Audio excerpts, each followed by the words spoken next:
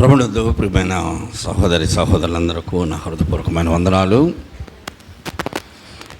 ఇది మనమందరము మరలా యథాప్రకారం సమయానికి చేరాం.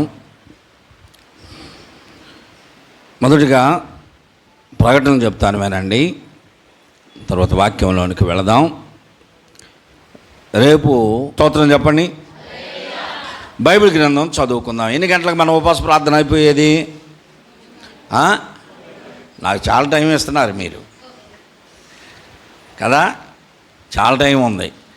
మధ్యలో ఒకవేళ మీకు విసుకొస్తే పక్కన లేపుకొని పోబాకండి, ఒక్కళ్ళే వెళ్ళండి. మరలా వచ్చి కూర్చోండి. ఏదైనా పని ఉంటే వెళ్ళి అయిపోయినాక రండి. మళ్ళీ ఆడపోయి ఇప్పుడు ఆడ ఇసుక పడతా కూర్చుంటాంలే, 3 గంటల దాకా చదువుతాను అంటున్నాడు ఆయన అని చెప్పేసి అయిపోయేటప్పుడు రాబాకండి. దేవుని స్తోత్రం చెప్పండి. వాక్యం చదువుకుందాం. ద్వితీయోపదేశ కాండము 8వ అధ్యాయం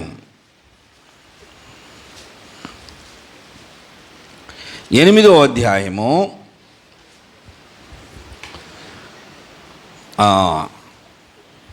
6-7 వచనాల నుండి చదువుతున్నాను. చూడండి, 7వ వచనం నుండి చదువుతున్నాను. నీ దేవుడైన యెహోవా నిన్ను మంచి దేశములో ప్రవేశపెట్టును. అది నీటి వాగులను, లోయలలో నుండి, కొండలలో నుండి పారు ఓటలను, అగాధ జలములను గల దేశము. అది గోధుమలు, యావలు, ద్రాక్ష చెట్లు, అంజూరప చెట్లు, దానిమ్మ పండ్లను గల దేశము. ఒలివ నూనెయు తేనెయు గల దేశము. కరువు అనుకొనకుండా నీవు ఆహారము తిను దేశము. అందులో నీకు ఏ లోపముండదో. అది ఇనుప రాళ్ళు గల దేశము. దాని కొండలలో నీవు రాగి త్రవ్వి తీయవచ్చును. నీవు తిని తృప్తి పొంది నీ దేవుడైన యెహోవా నీకిచ్చిన మంచి దేశమును బట్టి ఆయనను స్తుతింపవలెను. చాలు. ప్రభునందు ప్రియ సహోదరి సహోదరులారా, చదవబడినటువంటి వాక్య భాగ ప్రకారముగా దేవుడు ఇశ్రాయేలీయులకు చేసినటువంటి మంచి వాగ్దానము, వారు ఐగుప్తు దేశపు బానిసత్వము నుండి విడిపించబడి దైవజనుడైన మోషే గారి యొక్క పాలనలో అధికారము క్రింద నడిపించబడుతూ అరణ్యములో 40 దినములు ప్రయాణము, 40 సంవత్సరములో పెరగబడింది. అది వారు ప్రారంభంలో భయపడ్డారు. ఐగుప్తు దేశం నుండి వెళుతున్నాం, మనం ఎరుగని ప్రాంతమునకు, అనాకీయులు వంటి ప్రజలు నివసించే ప్రాంతమునకు మనం వెళుతున్నాం. ఆ ప్రాంతంలో ఎవరు మనకు తెలియదు కదా. అనాకీయులైనటువంటి మనుష్యులు, భారీ కాయము కలిగినటువంటి వారు, ఎత్తైనటువంటి మనుష్యులు, భారీ కాయము కలిగినటువంటి వారు. ఐగుప్తులో ఉన్నటువంటి ప్రజల కంటే, బయలుదేరిన హెబ్రీయుల కంటే అనాకీయులు అనేటువంటి వారు ఇంచుమించు 6 మూరల జానడు గొలియాతుతో సమానంగా ఉంటారు. అలాంటి ప్రజలు నివసించేటువంటి ప్రాంతమునకు దేవుడు వీరిని నడిపిస్తాను అని వాగ్దానం చేస్తే, వేగు చూసి వచ్చినటువంటి వారు ఆ ప్రాంతమును గూర్చి భయంకరమైన ఉపద్రవాలు చెప్పారు. ఉన్నదానితో పాటు ఇంకొన్ని లేనివి కలిపి చెప్పారు కనుక అక్కడికి వెళ్ళడానికి ప్రజలు భయపడుతున్నారు. ఆ ప్రాంతానికి మేము వెళ్ళాం, అక్కడ అనాకీయులు ఉన్నారంట. వారి దృష్టికి మేము ఎంత చిన్న పిల్లలాగా కనపడుతున్నాం. వారు ఒక్కొక్కరు బలాద్యులు, బలము కలిగిన వారు. వారి రూపము చూస్తేనే మనుషుల గుండెలో ధైర్యం చెడిపోతుంది. వేగు చూసి వచ్చిన వాళ్ళు చెప్పారు, మేము వెళ్ళం, మేము కదలం ఇక్కడ నుండి అని అనే సమయంలో దేవుడు ఇప్పుడు మరొక పర్యాయము వారికి ధైర్యాన్ని ఇస్తున్నాడు, మంచి వాగ్దానం ఇస్తున్నాడు. ఇప్పుడు చదవండి 7వ వచనం. మీ దేవుడైన యెహోవా మీరు ఉంటున్నటువంటి దేశము బానిసత్వము నుండి విడిపించి ఒక మంచి దేశమునకు మిమ్మల్ని ప్రవేశపెడుతున్నాడు. ఆ దేశము మీరు అనుకున్నట్లుగా భయంకరమైనటువంటి దేశం కాదది. భయంకరమైనటువంటి రాక్షసులు నివసించే దేశం కాదు. అనాకీయులు నివసిస్తున్నారు మీకు తెలుసు. కానీ మీ దేవుడైన యెహోవా మిమ్మను మంచి దేశమునకు పంపిస్తున్నాడు అని ఆ దేశపు నైసర్గిక విధులను వివరిస్తున్నాడు. అది ఎలాంటి ప్రాంతం అంట? నీటి వాగులు కలిగినటువంటి, వినాలి గమనించాలి, వినాలి గమనించాలి, ఆ ప్రాంతమును గూర్చి దేవుడు ఇశ్రాయేలు ప్రజలకి ధైర్యమునిస్తున్నాడు. ఎలాంటి ప్రాంతమో చెప్తున్నాడు. ఆ ప్రాంతము నీటి వాగులు కలిగినటువంటి ప్రాంతం. ఇప్పుడు మధ్యలో మీరు నీరు లేక అల్లాడిపోయారు. ఎక్కడో ఒక దగ్గర నీరు దొరికితే అది చేదు నీరు అయిపోయింది. నీరు లేని ప్రాంతం గుండా వెళుతున్నారు. కానీ మీరు చేరే ప్రాంతం నీటి వాగులు కలిగినటువంటి ప్రాంతం.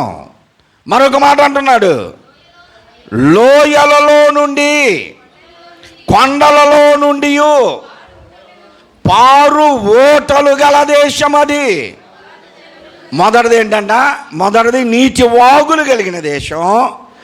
రెండవది లోయలలో నుండి కొండలలో నుండి పారేటువంటి ఓటలు కలిగిన దేశం, అగాధ జలములు గల దేశం అది. నీటిని గూర్చి చెప్పాడు దేవుడు. వాగులు, ఓటలు, లోయలలో నుండి ప్రవహించేటువంటి నదులు దేవుడు అక్కడ ఇస్తానని చెప్పాడు.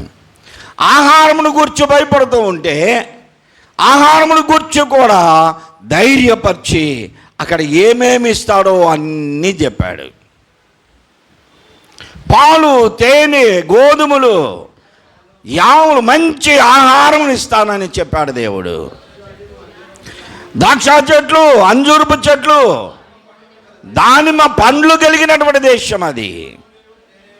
నూనెను గూర్చి చెబుతున్నాడు.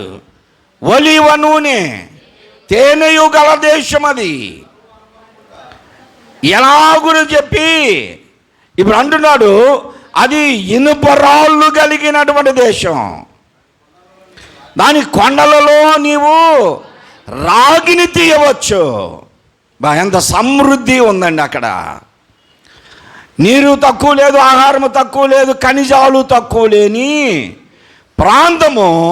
ఆ ప్రాంతములోనికి నిన్ను పంపిస్తున్నాను, నీవు ధైర్యముగా ఉండు, నిన్ను విడువను, నిన్ను అణుబాయును అని వాగ్దానం చేస్తున్నాడు దేవుడు. దేవునికి స్తోత్రం. ఎందుకు మనం భయపడాలి? దేవుడు మన పితరులైనటువంటి ఇశ్రాయేలీయులకు చేసిన వాగ్దానము ఇది నాన్న మనతో కూడా చేస్తున్నాడు. జలములను గూర్చి, ఆహారమును గూర్చి, ఖనిజములను గూర్చి మనకు కావాల్సిన ప్రతి అవసరతను తీరుస్తానని వాగ్దానం చేస్తున్నాడు దేవుడు. బైబిల్ గ్రంథంలో 40 పర్వతాల ప్రస్తావన ఉంది. 40 కొండలను గూర్చి బైబిల్లో చెప్పబడింది.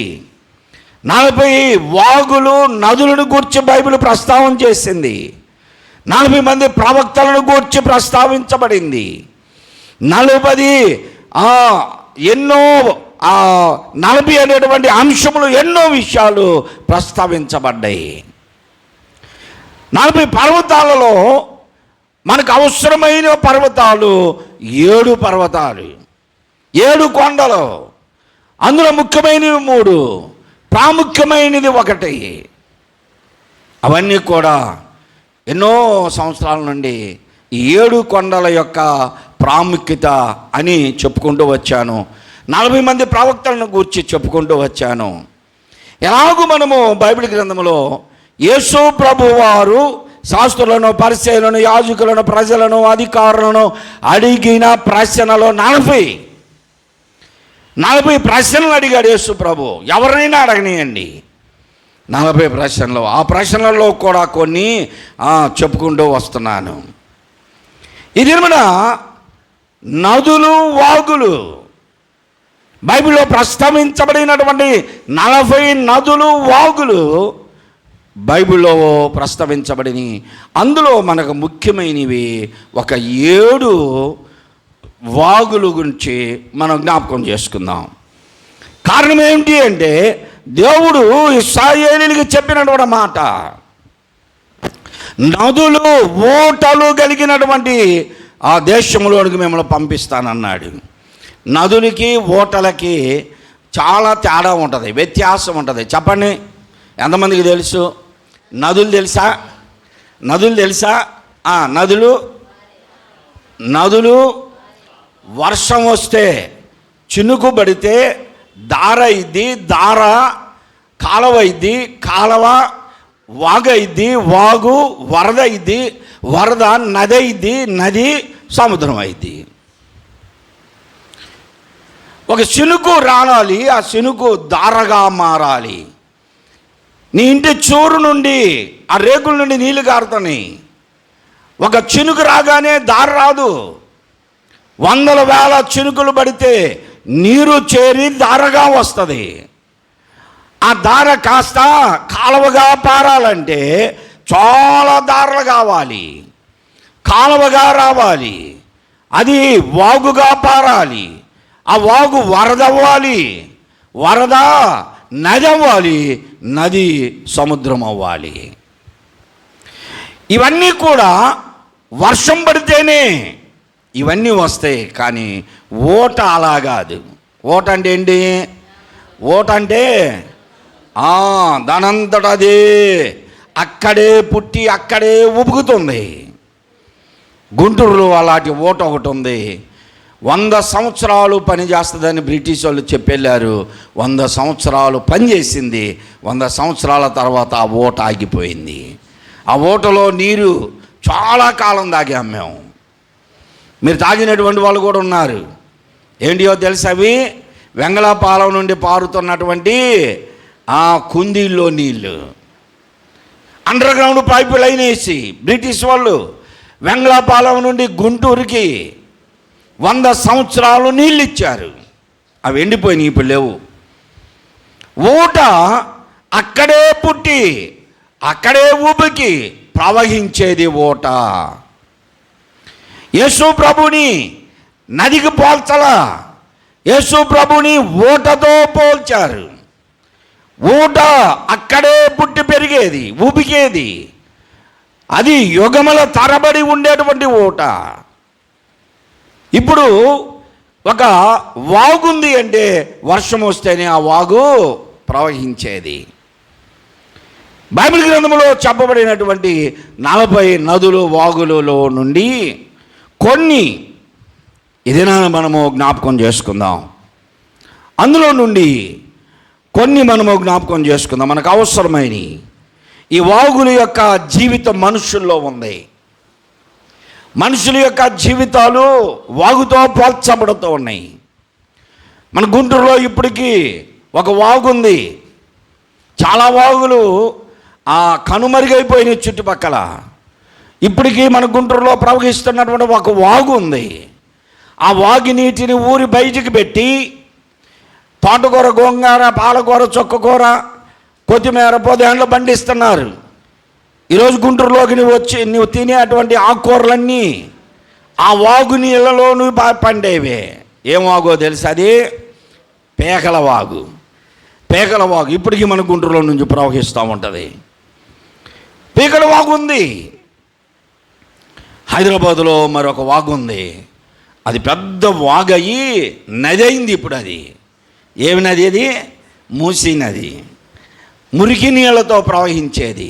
ఈ పేకల వాగు కూడా మురికి నీళ్లతో, గుంటూరులో ఉన్నటువంటి డ్రైనేజీ, గుంటూరులో ఉన్నటువంటి మనం వాడుతున్నటువంటి ప్రతి మురికి నీరు కూడా ఆ పేకల వాగులో నుంచి వెళ్ళిపోతాయి.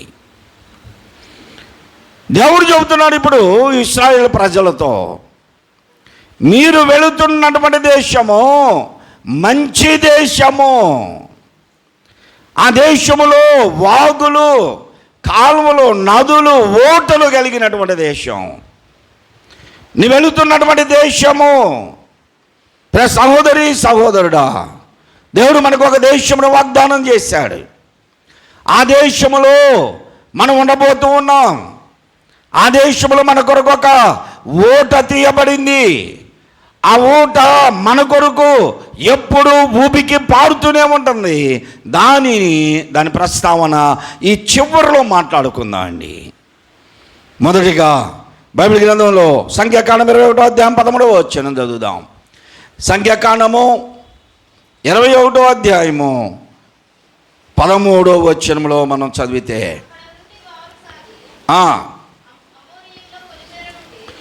అక్కడ నుండి వారు సాగి అమోరీల పొలిమేరలలో నుండి వారు అమోరీల పొలిమేరలలో నుండి వచ్చి ప్రవహించి అరణ్యములో సంచరించుచు పారుతున్న అర్నోను వాగు అద్దరిని చేరిరి. ఎవరిని కూర్చొని చెబుతున్నారు ఇప్పుడు అంటే, అందరు వినండి, ఇంకా బైబిల్ చూడొద్దు. చదివేటప్పుడే చూడండి, చెప్పేటప్పుడు వినండి, అడిగినప్పుడు చెప్పండి. నేను చెబుతా ఉంటే మీరు చదువుకుంటూ పోతారు. ఇక్కడుందా మొన్న దేవులాడా ఇది దొరకల నాకు, ఇక్కడుందని ఇంక చదువుకుంటూ వెళ్ళిపోతారు. నేను చెప్పేది ఏమి వినరు. చెప్పేది వినకపోతే అడిగినప్పుడు చెబుతారా? అడిగినప్పుడు చాలా మాకు ఎప్పుడు చెప్పావు అసలు అన్నట్టు చూస్తారు. చెప్పేటప్పుడు వినండి, చదివేటప్పుడు చదవండి, అడిగినప్పుడు చెప్తే ఆ వాక్యం మీ హృదయంలో ఉంటుంది. ఇశ్రాయేలు ప్రజలు మోయాబు మైదానములో ఉన్నారు. ఇప్పుడు మోయాబులో ఆగొద్దు, మోయాబీలతో మీరు మాట్లాడవద్దు, మోయాబీలతో వియ్యమందవద్దు, మోయాబీలతో మీరు ఏ పొత్తు పెట్టుకోవద్దు అని దేవుని ఆజ్ఞ. మీరు ఇరుప్రక్కల చూడవద్దు, వెళ్ళిపోవాలి అన్నాడు. వెళ్ళిపోవాలి. మోయాబు స్త్రీలు చాలా చక్కటి వారు, రూపస్సి అందము కలిగినటువంటి వారు. మోయాబు స్త్రీలు మోయాబు దేశంలో నుండి వెళుతూ ఉన్నప్పుడు ఇశ్రాయేలీయులను వారు మభ్యపెట్టారు. ఒక విధంగా వారిని మాయ చేశారు. ఆ బిలాము యొక్క బోధ విని ఆ మోయాబు పెద్దలు మోయాబు స్త్రీలను ఇశ్రాయేలీయుల గుడారముల మధ్యలోనికి పంపించారు. ఇశ్రాయేలీయులకు బలహీనత ఏమిటంటే, స్త్రీలను చూస్తే వారు మోగపు లక్షణాలు కలిగినటువంటి వారు ఇశ్రాయేలీయులు వెంటనే పడిపోతారు. అందువలన వీరు దేవునికి దూరస్తులైపోయారు. చాలామంది ఇక్కడ మోయాబు స్త్రీలతో వ్యభిచరించినందువలన మోయాబు స్త్రీల మధ్యలో దేవుడు అక్కడ శాపమును కలిగించాడు. అదే ప్రాంతంలో ఇశ్రాయేలీయులు మోషేను వారు శోధించారు. ఆహారమును గురించి, మాంసమును గురించి శోధించినప్పుడు వారికి దేవుడు పూరేడు పెట్టలను ఇచ్చాడు. అక్కడ అనేక మంది నశించిపోయారు, చనిపోయారు, సర్పము చేత కరవబడి. ఇతడి సర్పము రూపమును చేసి దాని వైపు చూసిన వారు బ్రతికారు. అక్కడ నుండి వారు ఇప్పుడు బయలుదేరి వస్తున్నారు. దేవుడు అన్నాడు, మోయాబు ప్రాంతమును విడిచిపెట్టండి, అమోరీల పొలిమేరల నుండి మీరు బయలుదేరండి, ఈ ప్రాంతంలో ఉండకూడదు, మీరు లేచి బయలుదేరండి అంటే వారందరూ ఇప్పుడు అక్కడికి వచ్చారంట. మోయాబు మైదానమును విడిచి అమోరీల పొలిమేరలలో వచ్చి అచ్చట అడవులలో నుండి ప్రవహించే ఒక వాగు దగ్గరకు వచ్చారు. అర్నోను వాగు దగ్గరకు వచ్చారు. అర్నోను అనేటువంటి వాగుకి అర్థం వడిగా ప్రవహించేది అని. వడిగా ప్రవహించేది. అది ఆ పర్వతాల్లో నుండి, కొండల్లో నుండి అలాగూ ప్రవహిస్తూ వడిగా వస్తుంది అక్కడికి. ఆ పర్వతముల మధ్యలో, కొండల మధ్యలో ఈ వాగు వడివడిగా ప్రవహించే వాగు. ఎక్కడికి వచ్చారు ప్రజలందరూ? పశ్చాత్తాపడ్డారు. ప్రభువా, ఇదిగో నీ దాసుడైన మోషేని మేము ఎదిరించామయ్యా, మీ దాసుడైన మోషే ఆజ్ఞకు మేము లోపడలా, మమ్మల్ని క్షమించు, మాకు ఒక క్షమాపణ అనుగ్రహించు అని వారందరూ దేవుడైన యెహోవాను వారు క్షమించమని అడిగారు. అంత మాత్రమే కాదు, 21వ అధ్యాయం 7వ వచనం చూడండి.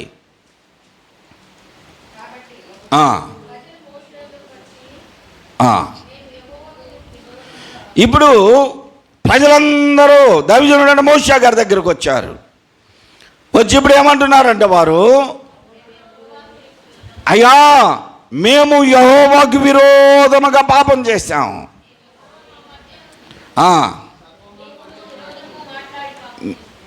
యెహోవాకు విరోధముగా, నీకు విరోధముగా మేము మాట్లాడాం, మిమ్మల్ని ఎదిరించాం, విరోధముగా మాట్లాడి పాపం చేశాం గనక దేవుడు విష సర్పముల చేత మమ్మల్ని శిక్షించాడు. ఇప్పుడు ఈ సర్పములు మా మధ్యలో నుండి వెళ్ళేటట్లుగా వేడుకోమనమన్నారు. ఆయన వేడుకున్నాడు. అలాగున వారందరూ క్షమించబడ్డారు, సజీవులయ్యారు. క్రింద వచనాల్లో మనం చదువుకుంటూ వద్దాం. చూడండి, ఇక్కడ చదవండి. సంఖ్యాకాండం 21వ అధ్యాయము.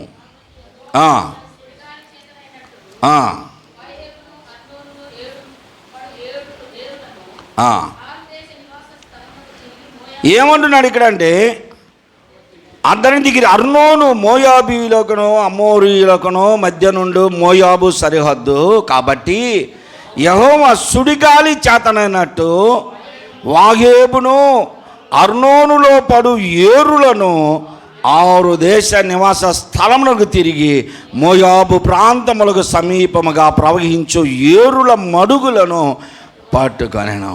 ఇక్కడ కొండల మీద నుండి వడిగా పారుతూ ఉంటే వారు ఆ నీటి మధ్యలో నుండి దాటాలి. మడుగులు, ఏరులు, నదులు, వాగులు దేవుడు ఇశ్రాయేలు ప్రజలకు ఇచ్చాడు. 7 మడుగులు, ఏరులు అన్నారు వాటిని. ఇవన్నీ అటువైపు ఇటువైపు వచ్చి అంత ఒకే దానగా రాళ్ల మీద నుండి పడుతూ ఉంటే ఆ దానం పడుతూ వడిగా ప్రవహిస్తున్నటువంటి నీటిలో నుండి వారు అవతలకి దాటాలి. ఇవన్నీ కూడా లోకముతో పోల్చబడింది. ఈ వాగులన్నీ వడిగా పారే వాగులు, లోకముతో పోల్చబడింది. లోకపు వ్యవహారాలు అది భయంకరమైనటువంటివి. స్పీడ్గా నిన్ను లోకములో కలిపేసేది, నిన్ను లోకపు ఆచారములలో కలిపివేస్తుంది. కాబట్టి నీవు వాటి మధ్యలో నుండి వెళుతున్నా సరే నీవు ఆ నీటి ఉధృతకు కొట్టిపోకూడదు. నీటి ఉధృతకి కొట్టిపోకుండా నీవు చాలా జాగ్రత్తగా దానిని దాటాలి. అదే అందుకని ఇశ్రాయేలుని గురించి ఒక పాట, స్వచ్ఛంద సియోను వాసి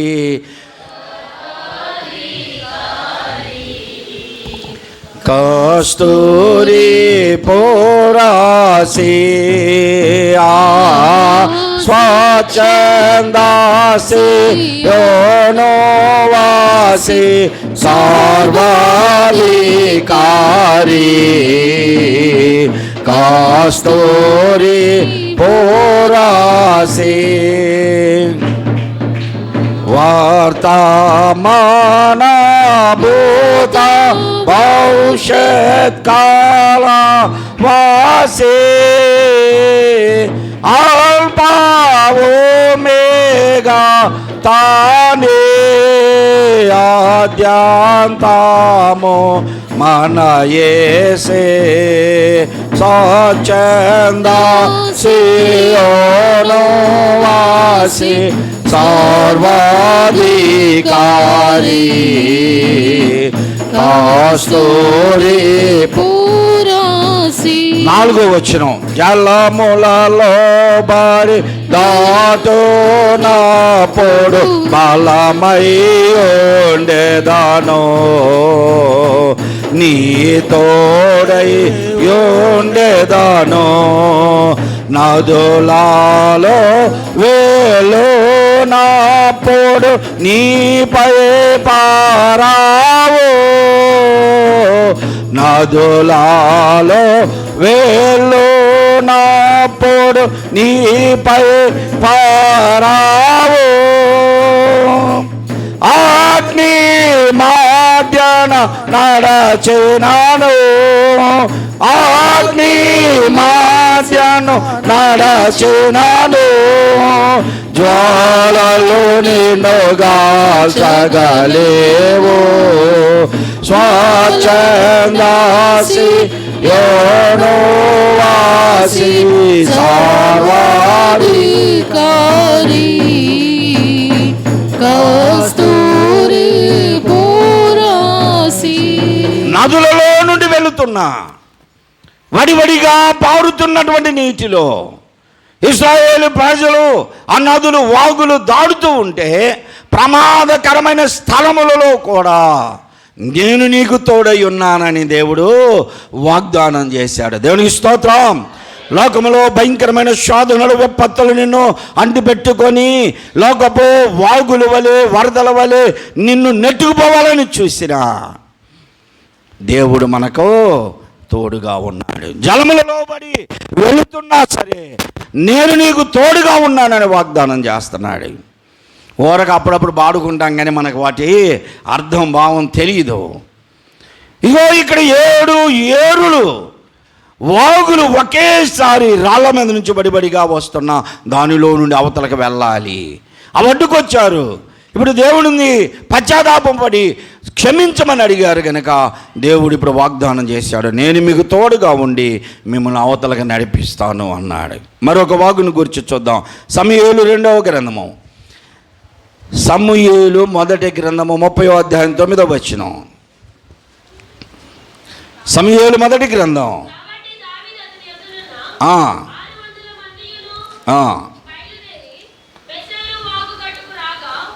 బేసేరు వాగు గట్టుకు రాగా.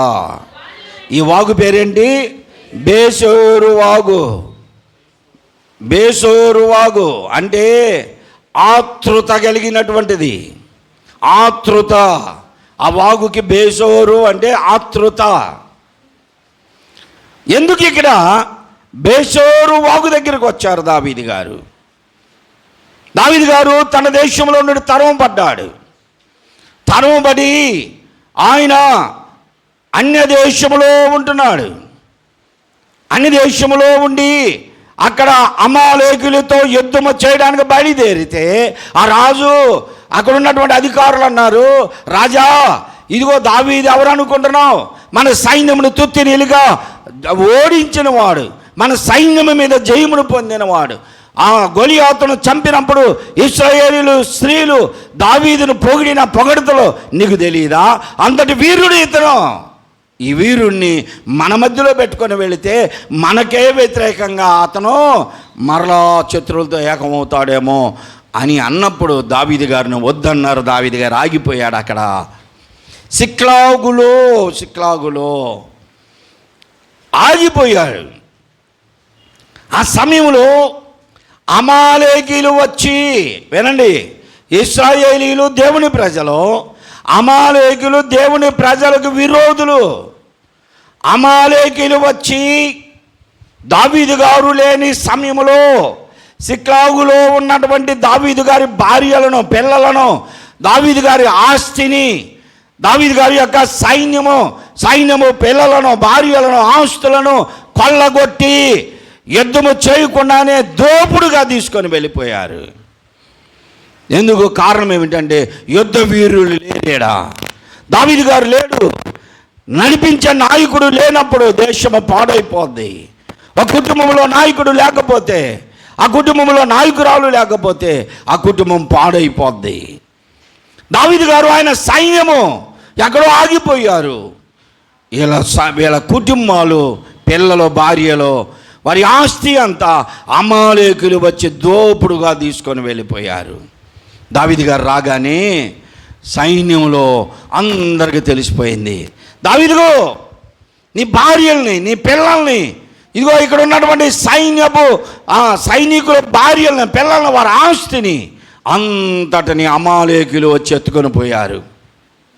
ఇక ఏమి లేదు, నీకేం మిగలలేదంటే దావీదు గారు పక్కనున్నటువంటి సైనికులు కూడా, అప్పటి వరకు దావీదు గారిని వెంబడించినటువంటి వారు కూడా దావీదు గారి మీద కోపం వచ్చి, ఇంకెంతకాలం అయ్యా మేము నీతో పాటు ఉండాలి, ఎంతకాలం మనం దాక్కొని ఉండాలి, మేము నీతో ఉండమని రాళ్ళు తీసుకొని చంపుదామన్నారు దావీదు గారిని. దావీదు గారినే చంపుదామనుకుంటున్నారు. దావీదు గారు ఏడ్చాడు. కొన్ని సందర్భాలు నీ పక్కన ఉండే వాళ్ళే నీకు శత్రువులు అవుతారు. కొన్ని సందర్భాల్లో నీ ఇంట్లో వాళ్ళే నీకు శత్రువులు అవుతారు. నీ స్నేహితులే నీకు శత్రువులు అవుతారు. కాలము కలిసి రాలేదంటావు, కాల పరిస్థితులు నీకు వ్యతిరేకమైపోతాయి. కొన్ని సందర్భాల్లో మనము ఏడ్చి కన్నీరు కార్చే పరిస్థితులు మనకు వస్తాయి. అయినా అధైర్యపడకూడదు, ధైర్యముగా ఉండమన్నాడు దేవుడు. మనకిచ్చినటువంటి వాగ్దానములు మనం నమ్మాలి. మన వెంట దేవుడు ఉన్నాడు, మన ముందు దేవుడు ఉన్నాడు, మనము ఆయనతో నడుస్తున్నాం. దేవునికి స్తోత్రం. యేసుతోటివిగాను పోదమా, అడ్డుగా వచ్చు వైరి గెల్వను, యుద్ధనాదంబుతో పోదమా, యుద్ధనాదంబుతో పోదమా. సాతాను వచ్చినా అంబులెన్ని తగిలినా, శోధనలు మనల చోటు వచ్చినా, సాతాను అంబులెన్ని తగిలినా, భయము లేదు మనకింకా ప్రభువు చెంతనుందుము, భయము లేదు మనకింకా ప్రభువు చెంతనుందుము. యేసుతో టీవిగాను వెడలను, యేసుతో టీవిగాను పోదమా, అడ్డుగా వచ్చు వైరి గెల్వను, యుద్ధనాదంబుతో పోదమా, యుద్ధనాదంబుతో పోదమా. దేవునికి స్తోత్రం. దావీదు గారి ప్రక్కన ఉన్నటువంటి సైనికులు, ఇంతకాలం నీతో పాటు మేమున్నాం, మాకేంటి ఒరిగింది, మేలేం జరిగింది, నీ భార్యలు, నీ పిల్లలు, నీ ఆస్తి పోతే పోయింది, మా భార్యలు, మా పిల్లలను కూడా అమాలేకులు కొల్లగొట్టుకొని వెళ్ళిపోయారయ్యా, మేమెందుకు బ్రతకాలి ఇంకా అన్నప్పుడు దావీదు గారు దేవుని సన్నిధానంలో మోకరించి ఎలుగెత్తి ఏడ్చి యాజకుని పిలిచి యాజకునితో అంటున్నాడు, అయ్యా నా పరిస్థితి భయంకరంగా ఉంది, కృంగిపోయిన స్థితిలో ఉన్నాను. రాజ్యంలో చూస్తే సౌలు తరిమేశాడు, కుటుంబంలో చూస్తే అబ్షాలోము వ్యతిరేకమై తరిమేశాడు, నా దేశంలో నేను ఉండలేకపోయాను, పరాయి దేశం వచ్చినా నాకు మనుగడ లేకుండా అయిపోయింది. ఇప్పుడు నేనేం చేయాలి? నా దేవుడేమో నాకు ధైర్యం ఇచ్చాడు, నా దేవుడేమో నాకు వాగ్దానం ఇచ్చాడు, దేశం మీద రాజుగా ఉంచానన్నాడు. నా పరిస్థితి ఏమిటి ఇప్పుడు? నా కొరకు నువ్వు ప్రార్థన చేయి అని ఏపోదు ధరించిన యాజకుని అడిగితే దేవుడు యాజకుని ద్వారా మాట్లాడిచ్చాడు. దేవునికి స్తోత్రం. ఏమంటున్నాడో తెలుసా? దావీదు, ఎందుకు నువ్వు అధైర్యపడుతున్నావు, ఎందుకు నువ్వు కృంగిపోయావు, ఎందుకు నువ్వు నిరాశతో ఉన్నావు అంటే, నా దేశము నేను విడిచిపెట్టాను, నా భార్య పిల్లలు నా ఆస్తిని కొల్లగొట్టుకొని పోయారు, ఇప్పుడు నేను యుద్ధమునకు బయలుదేరాలనుకుంటున్నా, వారిని నేను జయించగలనా అంటే దేవుడు అన్నాడు, నువ్వు బయలుదేరి వెళ్ళు, నీ భార్య పిల్లలు నీ ఆస్తితో పాటు అమాలేకుల శ్రేష్టమైన ప్రతి ఈవిని నీకు నేను అప్పగిస్తానన్నాడు. దేవుని స్తోత్రం.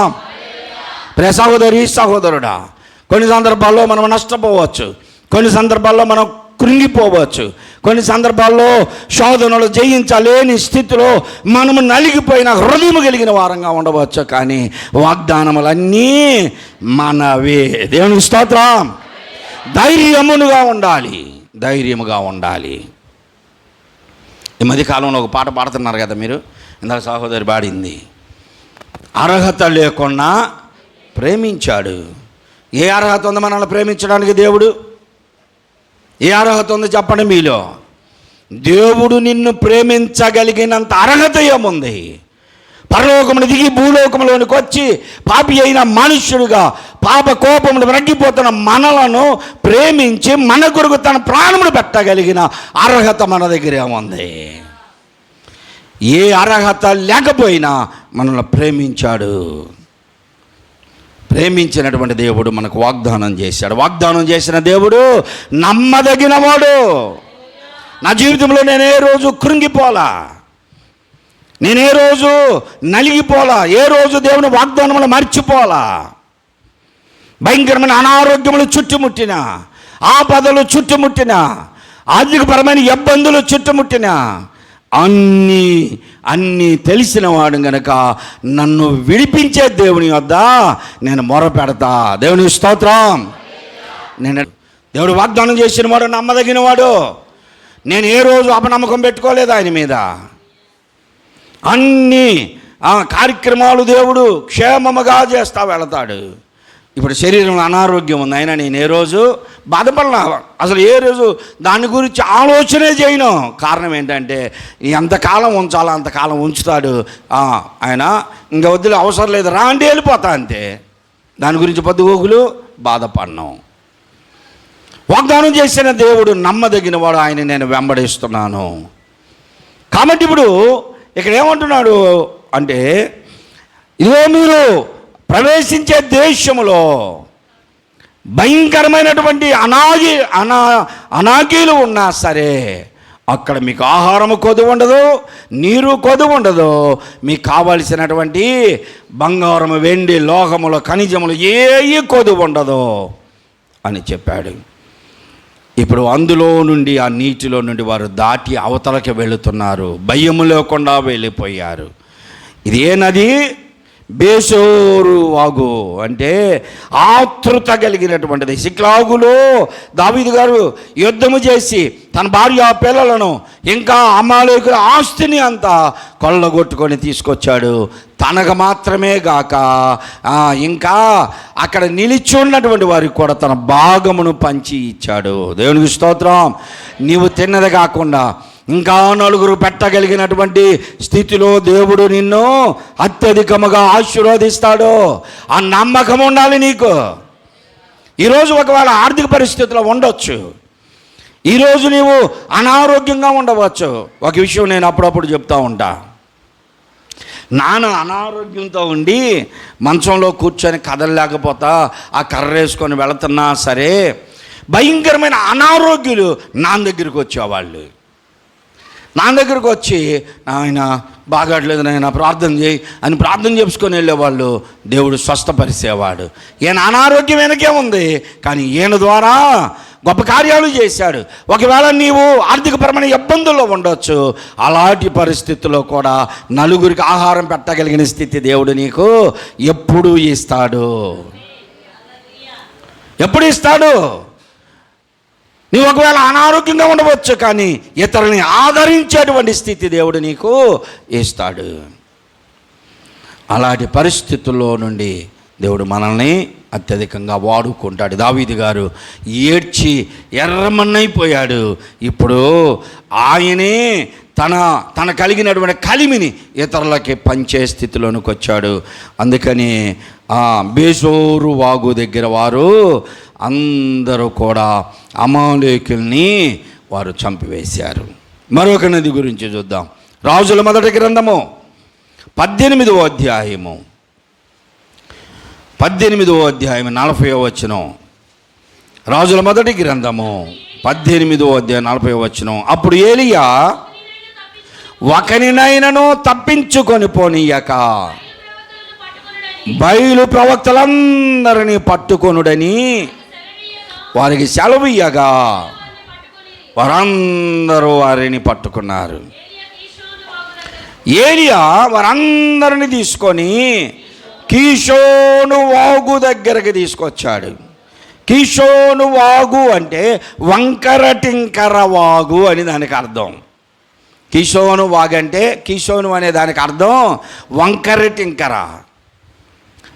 ఇప్పుడు నేను మొదట్లో చెప్పాను, ఈ వాగులకున్న లక్షణాలు మనుషులకు ఉన్నాయి అని. వాగులకు ఉన్నటువంటి లక్షణాలన్నీ కూడా మనుషుల్లో కనపడుతూ ఉంటాయి. కిషోను వాగు దగ్గరికి ఏలియా బయలు ప్రవక్తలందరిని పట్టుకొని వచ్చేసాడు యెహోవాను కనపరచడానికి. కిషోను వాగు వంకర టింకర వాగు, అది వంకర టింకరగా ప్రవహించేది. ఆయనను ఈ వాగు దగ్గర దేవుని మహింపరుస్తున్నాడు. ఇప్పుడైనా కర్మేలు పర్వతం మీద దేవుని కనపరిచాడు. ఆకాశం నుండి అగ్ని కురిసి బలిపీఠమును, రాళ్లను, నీళ్లను, ఆ బలి పశువును అగ్ని బూడిద చేసేసింది. దేవునికి మహిమ కలిగింది. అక్కడ ఉన్నటువంటి ప్రజలందరూ ఎలిగెత్తి ఏలియా దేవుడే దేవుడు, యెహోవాయే సర్వలోకమునకు దేవుడు అని ప్రకటించారు. దేవునికి మహిమ కలిగింది. ఇప్పుడు ఏలియా గారు అంటున్నాడు, ఎవరిని తప్పించుకొని పోనీయద్దు. దేవుని అవమానపరిచారు ఇప్పుడు దాకా. దేవునికి చెందవలసిన మహిమను వీరు విగ్రహములకు సమర్పించారు కనుక వీళ్ళు ఎలాగనే ఉన్నారంటే అందరినీ అలాగనే చేస్తారు. ప్రియ సహోదరి సహోదరుడా, నీ జీవితంలో ఏదైనా అన్యాచారం కొంచెం ఉన్నా సరే అది నీ ఆత్మీయ జీవితాన్ని అంతటినీ పాడు చేస్తుంది. ఒక విషయం చెప్తున్నాను వినండి. దేవుని స్తోత్రం చెప్పండి. డాన్ బాస్కో స్కూల్కి వెళ్ళాము నిన్న. అని బాలయ్య కొడుకుని డేవిడ్ని చేరవడానికి వెళ్తే వాళ్ళు పెట్టిన రూల్స్, ఎన్ని రూల్స్ పెట్టారో తెలుసా? ఒక పెద్ద సీట్ ఇచ్చారు, 20 రూల్స్ పెట్టారు. అందులో వాళ్ళ దగ్గర పిల్లలు ఉండాలంటే రూల్స్ ఎన్నో చెప్పి తర్వాత చివరిలో వాళ్ళు ఏం చెప్తున్నారంటే, పిల్లలు ఇక్కడ ఉండే పిల్లలు క్రాపు నీట్గా ఉండాలి. అంటే ఇప్పుడు మన పిల్లల క్రాపులు ఎలా ఉంటున్నాయి అంటే, ఆ పానీపూరి బండి వాళ్ళు వస్తారు చూసారా, ఎక్కడి వరకు పెడుతున్నారు, ఇటు కట్ చేస్తున్నారు. కొంతమంది పిల్లలకు కూడా క్రాపులు చేపించి ఇటు నక్కులు పెడుతున్నారు. ఏంటంటే సరైనోడంట. క్రాపులు పిల్లలకి చేపించే క్రాపుల్లో కూడా పెద్దోళ్ళు కూడా ఇక్కడేమో నిండుకు పెడుతున్నారు, ఇటు కట్ చేస్తున్నారు. ఒక్కొక్కడు అయితే ఇటు పెట్టి ఇటు అండం. క్రాపు నీట్గా ఉండాలి అన్నాడు మొదటిది.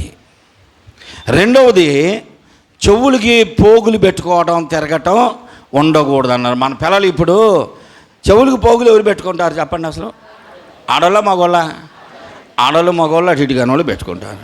మగవాళ్ళు పెట్టుకోరు. ఆడోళ్ళు కానీ వాళ్ళకి సంబంధించిన వాళ్ళు ఇజ్రాయల్ కానీ పెట్టుకుంటారు. అది మగపిల్లలు పెట్టుకొని తిరుగుతున్నారు. చెవులకి రింగులు పెట్టుకోవటం, ఒక జోడు పెట్టుకొని తిరగటం. ఎవరిది? ఆడవాళ్ళన్నా పెట్టుకోవాలి, లేకపోతే హిజ్రాలన్నా పెట్టుకోవాలి. మగవాళ్ళకి ఏం పని? అక్కడ రూల్స్. ఎవరు వీళ్ళు? ఆర్సీఎంలో చూడండి, చాలామంది వారిని విమర్శిస్తారు విగ్రహారాధికులని. వాళ్ళ దగ్గర రూల్స్ ఎలా ఉన్నాయి? క్రాపు నీట్గా ఉండాలి, వాళ్ళు ఇచ్చిన యూనిఫామే వేసుకోవాలి, చెవులకు పోగులు పెట్టుకోకూడదు, చేతులకి కాళ్ళకి దారాలు కట్టుకోకూడదు. నాకు చాలా ఆశ్చర్యం వేసింది. ఏమా, పూలు కూడా పెట్టుకోకూడదు. వాళ్ళు పిల్లలు వాళ్ళ దగ్గర ఐటీఐ చేయడానికి 10th పాస్ అయ్యి ఐటీఐ చేయడానికి వెళితే వాళ్ళు చెబుతున్నటువంటి రూల్స్ అవి. నాకు అప్పుడు చాలా ఆశ్చర్యం వేసింది, సంతోషం వేసింది. అందరూ ఆర్సీఎంలో వీళ్ళు విగ్రహారాధికులు అంటారే, వీళ్ళే ఇంత క్రమంగా పిల్లలను ఉంచుతున్నారే. క్రాపు నీట్గా ఉండాలి, చేతులకి కాళ్ళకి దారాలు ఉండకూడదు, చెవులకి పోగులు ఉండకూడదు. మన పిల్లలు ఇది నాన్న చాలామంది విశ్వాసులు పిల్లలే. ఆ ప్యాంటు పైలాగా మోకాలు, ఆడపిల్లలకి, మగపిల్లలకి కాదు నేను చెప్పేది, మోకాల దాకా పైకి ప్యాంటు పెట్టుకొని నల్లదారం ఒకటో కట్టుకొని తిరుగుతుంటే ఎందుకు అంటే దిష్టి తగలకుండంట. అసలు కాళ్ళు తెల్లగా, నువ్వు మనిషివే తెల్లగా ఉండే కాళ్ళు మోకాల దాకా ప్యాంటు పైకి లాక్కుంటే జనం ఏడ చూస్తారు? ఇంకా చూడరా? నీ దేహం కనపరుచుకుంటా తిరుగుతుంటే అక్కడేగా చూసేది జనం. పైడి దేనికి ఇచ్చారు? స్త్రీలకు పైడి దేనికంటే శరీరాన్ని కాపాడుకోవడానికేగా. శరీరాన్ని కాపాడుకోమని పైటి ఇస్తే పైటిని వెరైటీగా అట్టేస్తున్నారు తెలుసా? నిండుగా ఉండాలి ఉండాలి బయట. ఇప్పుడు ఏం చేస్తున్నారు మళ్ళీ ఇటు తెచ్చి ఎడబెట్టి ఎడపిన్ని పెడుతున్నారు. అంటే ఏంటి అంటే ఈ భాగం అంతా ఇక మరి ఎదురు వెళ్ళేవాడు చోట చూస్తేనే మళ్ళీ వాడు గుడ్లు మెట్టకారించుకొని చూస్తున్నాడు అంటారు. వాడు చూడాలనే పెట్టావు, చూడలేదనుకో ఏమంటావు, ఇది అసలు తోడిలాగా ఉన్నాడు చూడకుండా. అన్నీ నీ దగ్గర ఉన్నాయి. నిండుకు పైట వేసుకోమంటే మళ్ళీ తెచ్చి కిందకు పెట్టి పిన్ను పెట్టుకొని తిరుగుతున్నావు. నువ్వు నీ శరీరాన్ని దాచుకోవడానికి వస్త్రాన్ని వేసుకోమంటే మోకాళ్ళ దాకా పైకి లాక్కొని దారం కట్టుకుంటే నీకు దిష్టి తగలకుండా ఎందుకు ఉందో చూసేదే జనం. అటైతే ఇన్ని రూల్స్ పెట్టారు వాళ్ళనేమో విగ్రహారాధికులు అంటారు. తప్పు. ఒక చిన్న ఆచారం నీలో ఉంటే, నీ జీవితంలో ఏదో ఒక ఆచారం నీలో మిగిలితే నీ ఆత్మీయ జీవితాన్ని అంతటినీ పాడు చేస్తుంది నీ ఆత్మీయ జీవితాన్ని.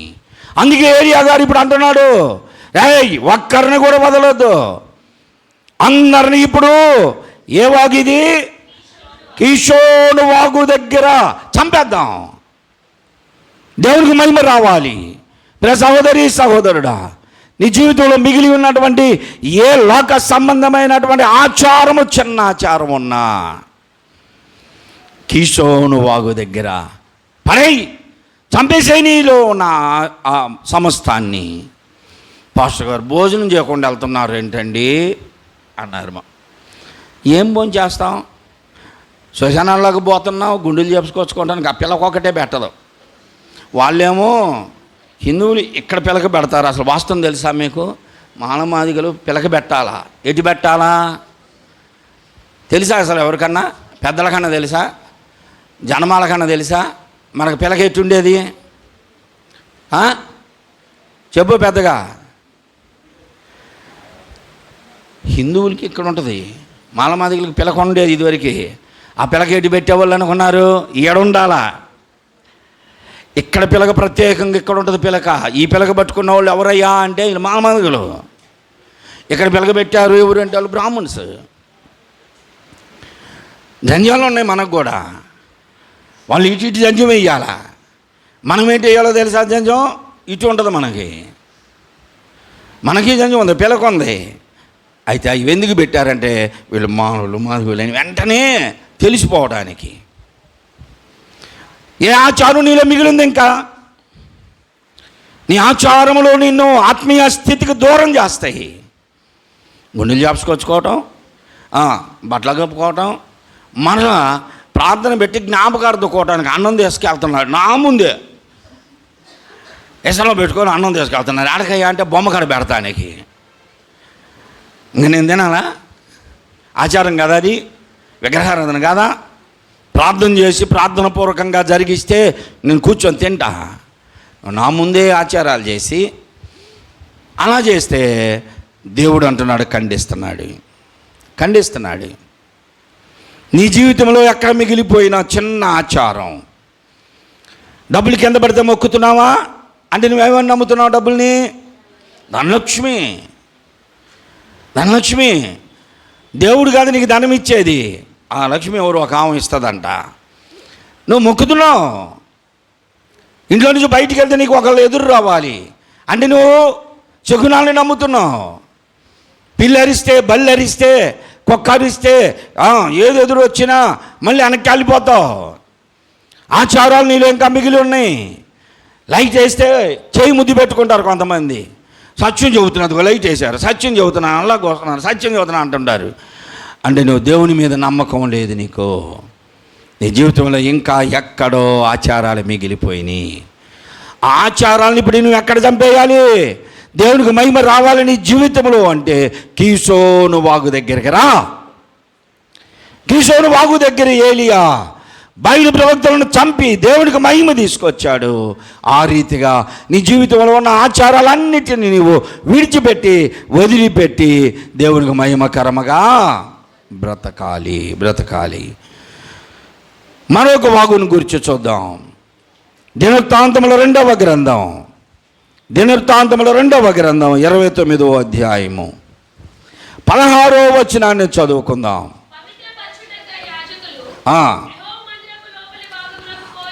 యాజకులు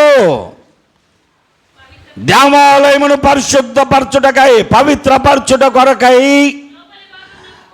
లోపలికి వెళ్ళి యెహోవా మందిరములో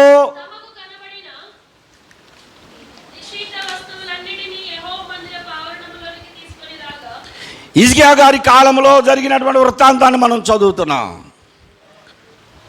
రాజైన హిజ్కియా గారు అతి చిన్న వయసులో రాజయ్యాడు.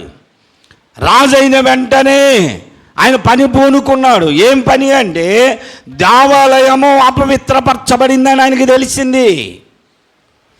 దేవాలయములో ఉన్నటువంటి నిషిద్ధమైనటువంటి వస్తువులు, దేవాలయములో బలిపీఠం మీద నిషిద్ధమైనటువంటి వాటిని బలిచ్చారు దేవునికి.